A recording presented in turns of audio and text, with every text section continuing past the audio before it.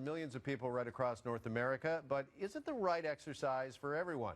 Here's fitness trainer Lee Boyce. He joins me now with some facts that might stop some runners in their tracks. Lee, good morning. Nice to see you. Morning. Thank you. Okay, first off, why is running not for everyone?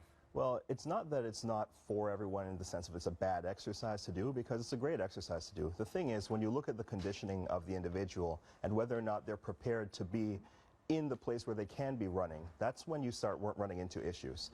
And to be honest with you, a lot of people have muscular imbalances, postural issues, joint stress, and things like that running can actually add to rather than actually help. Yeah, I went through this several years ago because I was a fairly avid runner and I was trying to run like 5K and then get up to 10K. And when you talk about imbalances, all of a sudden like my left knee started hurting and I thought, okay, I'm just getting older. But I mean, this really is a high-impact exercise, particularly when you're outside and you're on hard pavement. Absolutely. And you see, if you have like knee issues to begin with, predisposed to knee issues or hip issues or lower back issues, you know, you're taking 10,000 strides when you go out for a run, or however many strides you're taking, 20, 30, 40-minute run, that could end up leading to a lot of issues that get worse and worse, and you start exacerbating the problems. Yeah. So it's not exactly the greatest thing or the best option for you, depending on what your goals are. Well, you know, I read your article or your blog on this, and it really resonated with me because several years ago, I also decided, you know what, running isn't getting me the results I want, because I'm not trying to be, you know, a marathon runner to run 5 or 10K. What I want to do is improve my cardio fitness and, you know, quite honestly, shed a few pounds at the time.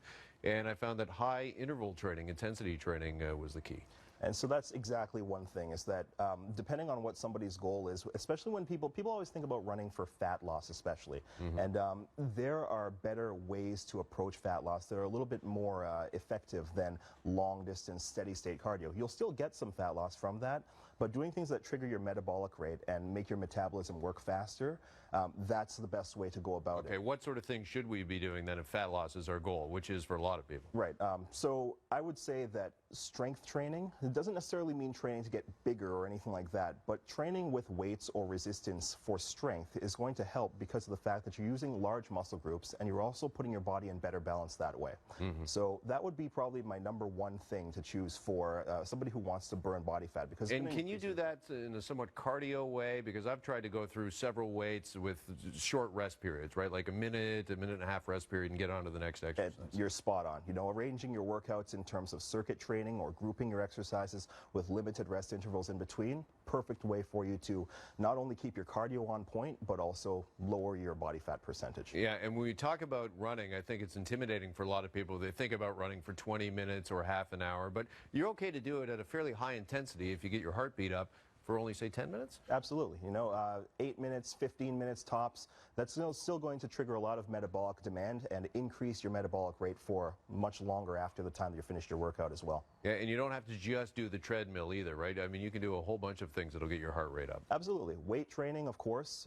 There's swimming, which is super hard, of course, and something that a lot of people sort of shy away from, but it's a great form of cardio as well. Yeah, I've found even jumping rope, I mean, which is pretty basic, but boy, does that ever get your heart rate up. Something I've been into, and it's been crushing me. Yeah. Well, if it's crushing you, my friend, only imagine what it's doing to me. Lee Boyce, personal trainer. Lee, thanks for coming in this morning. Great Thank you. All right, we'll get a break, and we're back here on this Monday morning. Stay with us. You're watching Global.